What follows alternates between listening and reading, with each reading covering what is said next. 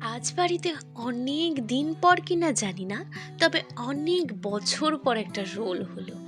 তো চলো, এই রোল বানানোর রেসিপিটা তোমাদের সাথেও শেয়ার করি।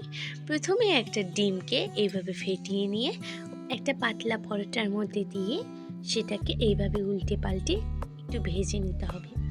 আর তারপর দিয়ে দিতে হবে উপর থেকে একটুখানি লবণ, একটুখানি গোলমরিচের গুঁড়ো, আর এরকম লাল লাল গাজর।